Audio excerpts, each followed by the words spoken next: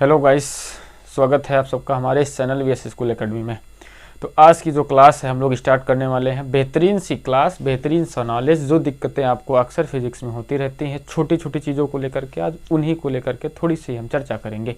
जिसमें हमारा पहला टॉपिक होने वाला है कि जो आवेश होता है ये क्या होता है, जिसमें हम लोग पढ़ने वाले हैं विद्युत धारा ये क्या होती है, जिसमें हम लोग पढ़ने वाले हैं विद्युत विभवांतर ये क्या होता है, जिसमें हम लोग पढ़ने वाले हैं विद्युत प्रतिरोध ये क्या होता है, और बहुत सारी चीज़ें जो हमारी इलेक्ट्रिक यानी विद्युतिकी में आने वाली होती हैं। छोटे छोटे जो टॉपिक होते हैं उनके बारे में हम डिस्कस करने वाले हैं। तो देखिए, जो आवेश होता है तो सीधा सा समझते हैं कि जितने भी दुनिया में पदार्थ हैं वो सारे के सारे पदार्थ किससे मिले बनकर बने होते हैं, छोटे छोटे परमाणुओं से। तो जो परमाणु हमारे होते हैं ना, परमाणुओं के अंदर एक नाभिक होता है और नाभिक में क्या होते हैं, इलेक्ट्रॉन। नाभिक के चारों तरफ इलेक्ट्रॉन चक्कर लगाते हैं और नाभिक के अंदर क्या होते हैं, प्रोटॉन। यानी हर पदार्थ के अंदर ये कहानी होती है कि उसके अंदर नाभिक और नाभिक के अंदर इलेक्ट्रॉन। तो कहते हैं कि जो आवेश होता है तो छोटे छोटे जो इलेक्ट्रॉन हर एक पदार्थ के अंदर उपस्थित हैं, वहां से इलेक्ट्रॉन निकल जाते हैं या उसमें कुछ इलेक्ट्रॉन आ जाते हैं तो उत्पन्न हो जाता है आवेश। यानी किसी भी पदार्थ से अगर इलेक्ट्रॉनों का स्थानांतरण हो जाता है या उसमें कहीं से इलेक्ट्रॉन चले जाएं या कहीं से आ जाएं, तो ऐसी स्थिति में उस पदार्थ पर क्या उत्पन्न हो जाता है, आवेश। इसको हम लोग कहते हैं आवेश। ठीक।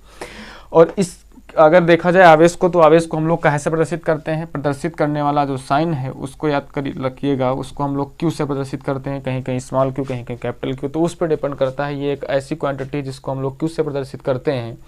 और क्यू जो होता है, ये कहते हैं कि क्यू के दो फार्मूले आपको याद रखना है। क्यू बराबर एनई, यानी इलेक्ट्रॉनों के स्थानांतरण की ही संख्या को क्या कहा जाता है, आवेश कहा जाता है। और दूसरा आपको याद रखना है क्यू बराबर आई, यानी करंट और टाइम के मल्टीपल को भी हम क्या कहते हैं, आवेश कहते हैं। तीसरी बात, अगर हम लोग यहाँ पर देखें तो इसका अगर आवेश का मात्रक की बात की जाए तो जो मात्रक होता है आवेश का, तो एक मात्रक आपको याद रखना है कूलाम। जो आवेश का मात्रक है क्या है, कूलाम। और दूसरा आपको मात्रक याद रखना है एम्पियर सेकेंड। ठीक। तो किसी भी पदार्थ से कौन निकल जाए, इलेक्ट्रॉन। तो जब इलेक्ट्रॉनों का स्थानांतरण किसी पदार्थ से हो जाता है तो हम ये कह देते हैं कि उसमें क्या उत्पन्न हो गया, आवेश। अब आगे बात की जाती है विद्युत धारा की। देखिएगा, आवेश एक प्रकार का, जैसे हम लोग पानी की बात करें, एक मान लीजिए एक हमारा बॉकेट है यानी बाल्टी है। बाल्टी हमने छोटी छोटी बूंदों से पानी डाला। जब थोड़ा थोड़ा पानी डालते हैं तो उसमें एक उस आवेश को ही पानी की बूंदें मान लेते हैं कि जो आवेश है वो छोटी छोटी बूंदें हैं। किसी पदार्थ में इलेक्ट्रॉनों का स्थानांतरण हो रहा है और छोटी छोटी बूंदें इकट्ठा हो रही हैं, और जो छोटी छोटी बूंदें हैं उसके अंदर उसको क्या कहा जाएगा, आवेश। और उसके बाद जब बहुत सारी बूंदें इकट्ठा हो जाती हैं तो वो क्या होगा, बहने लगेगा पानी। तो वैसे ही जब बहुत सारा आवेश इकट्ठा हो जाता है तो क्या होता है, वो बहने लगता है। उस बहाव को क्या कहते हैं, विद्युत धारा। बात समझिएगा पहले। धारा का मतलब आप समझते होंगे, करंट का मतलब ये होता है, धारा किसी भी चीज़ की हो सकती है। जहाँ पर आवेश बहने लगे वहाँ पर विद्युत धारा, जहाँ पर पानी बहने लगे वहाँ पर वाटर करंट, जहाँ पर हवा बहने लगे वहाँ पर वायु की धारा। तो वैसे ही विद्युत धारा की बात की जाए तो क्या कहेंगे, आवेश के प्रवाह की दर को विद्युत धारा कहते हैं। ठीक है, आवेश के प्रवाह की दर को क्या कहते हैं, विद्युत धारा कहते हैं। विद्युत धारा का अगर हम लोग प्रदर्शन देखें तो इसको कहाँ से प्रदर्शित करते हैं, इसको आई से प्रदर्शित करते हैं। एक सिंबल है इसका आई, यानी कहीं पर आई लिखा है आई बराबर, तो उसको हम लोग क्या बोल देंगे, ये विद्युत धारा का सिंबल है। दूसरी बात, अगर आई की डेफिनेशन के बारे में पढ़ा गया तो उसका जो फार्मूला है आई बराबर क्यू अपॉन टी होता है।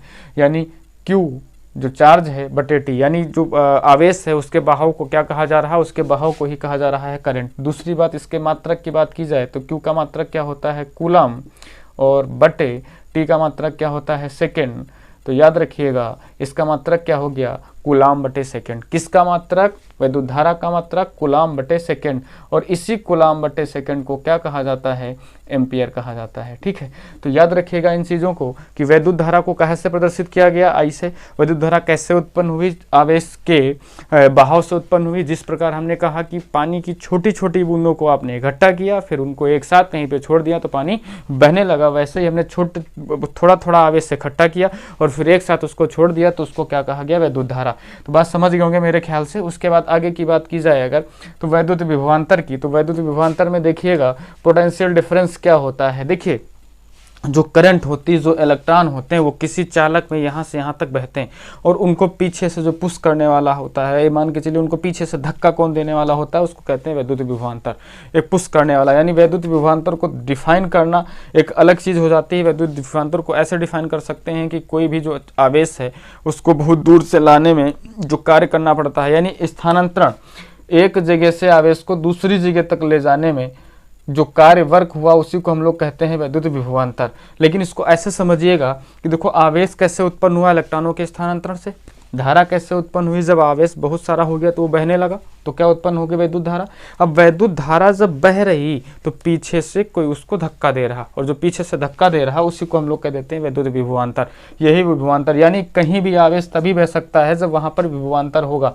मान लीजिए विभवांतर हमेशा आपको याद रखना है कि जो आवेश होता है पॉजिटिव से निगेटिव की तरफ है, यानी कहीं पर जो है बैटरी का एक धन सिरा दूसरा ऋण सिरा है, तो हमको यह लगना कि उच्च विभव से निम्न विभव की ओर कौन बहेगा, आवेश बहेगा। यानी जो धारा है वो या जो आवेश है वो उच्च विभव से निम्न विभव की तरफ स्थानांतरण होता रहता है। तो हम ये कह सकते हैं कि जो वैद्युत विभवांतर होता है वो एक ऐसी चीज है कि जो वैद्युत धारा को ही यानी इलेक्ट्रॉनों के ही आगे की तरफ पुश किया करते हैं कि आगे आगे बढ़ो आप। ठीक, वैद्युत विभवांतर को कहाँ से प्रदर्शित किया जाता है, V से प्रदर्शित करते हैं, याद रखिएगा।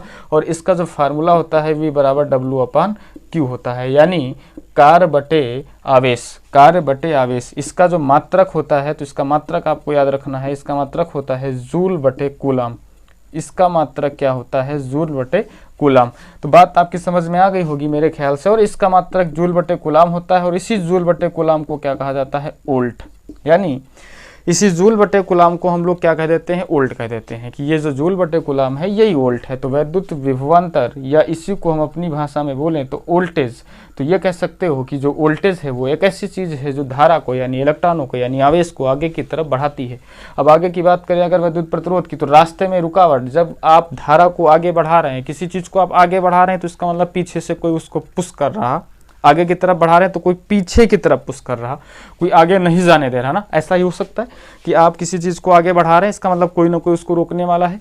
तो वही चीज यहाँ पर है कि करंट के रास्ते में जो रुकावट होती है उसको कहते हैं वैद्युत प्रतिरोध, इलेक्ट्रिक रेजिस्टेंस। ये चार्ज, इसको electric current, electric potential, potential difference बोल सकते हो, और ये क्या है, इलेक्ट्रिक रेजिस्टेंस। तो वैद्युत प्रतिरोध को कहाँ से प्रदर्शित किया जाता है, R से प्रदर्शित किया जाता है। ठीक, R से प्रदर्शित किया जाता है, और इसका जो फार्मूला होता है R बराबर V/I होता है। और इसका जो सूत्र होता है वो होता है मात्रक, यानी इसको काहे में मापते हैं, तो मात्रक आपको याद रखना है। V का मात्रक क्या होता है, वोल्ट, और I का मात्रक क्या होता है, एम्पियर। तो ये हो गया वैद्युत प्रतिरोध का मात्रक वोल्ट बटे एम्पियर, और इसी को क्या कहा जाता है, ओम। तो आपको अपने दिमाग में याद रखना है कि जो वैद्युत प्रतिरोध का मात्रक है वो क्या है, वो ओम भी है, वोल्ट बटे एम्पियर भी है, जूल बटे कूलाम वैद्युत विभवांतर का मात्रक भी है, वोल्ट भी है, वैद्युत धारा का मात्रक कूलाम बटे सेकंड भी है, एम्पियर भी है, आवेश का मात्रक कूलाम भी है, और एम्पियर सेकंड भी है। तो कुल मिला के हम ये कह सकते हैं कि हो सकता है आपको थोड़ा सा दिक्कत हुई हो, लेकिन मेरे ख्याल से दिक्कत नहीं होनी चाहिए। बड़ी आसानी से समझ गए होंगे कि जो आवेश होता है, धारा होती है, जो विभवांतर होता है, बड़ा ही इजीली टॉपिक है, बहुत कठिन नहीं है। और डिफिनेशन इनकी फिर हम आपको बता देंगे, लेकिन डिफिनेशन मेरे ख्याल से आपको कोई दिक्कत नहीं होगी, क्योंकि आपको समझना है डिफिनेशन में कुछ नहीं है। आवेश की, विद्युत धारा की, और विभवांतर की, और विद्युत प्रतिरोध की, सबकी डिफिनेशन आप समझ गए होंगे। आवेश की डिफिनेशन को अगर आप लिखना भी चाहते हो तो ऐसे लिख सकते हो कि किसी पदार्थ में इलेक्ट्रॉनों के स्थानांतरण के दौरान जो उत्पन्न होने वाला गुण है उसको क्या कहते हैं, आवेश कहते हैं। सिंपल सी डिफिनेशन। अगर विद्युत धारा की डिफिनेशन लिखना चाहते हो तो आप लिख सकते हो कि आवेश के प्रवाह की दर को क्या कहते हैं, विद्युत धारा कहते हैं। विद्युत विभवांतर की डिफिनेशन लिखना चाहते हो तो आप लिख सकते हो कि किसी भी वैद्युत क्षेत्र के अंदर किसी भी आवेश को एक बिंदु से दूसरे बिंदु तक ले जाने में जो कार्य करना पड़ता है उसको क्या कहते हैं, विद्युत विभवांतर कहते हैं। अगर विद्युत प्रतिरोध की डिफिनेशन लिखना चाहते हो तो आप लिख सकते हो कि वैद्युत धारा के मार्ग में जो अवरोध उत्पन्न होता है उसको क्या कहते हैं, प्रतिरोध कहते हैं। तो मेरे ख्याल से इतना इजी और इतना आसान आपकी समझ में आ गया होगा। तो मिलते हैं फिर नेक्स्ट वीडियो में, तब तक के लिए धन्यवाद, नमस्कार।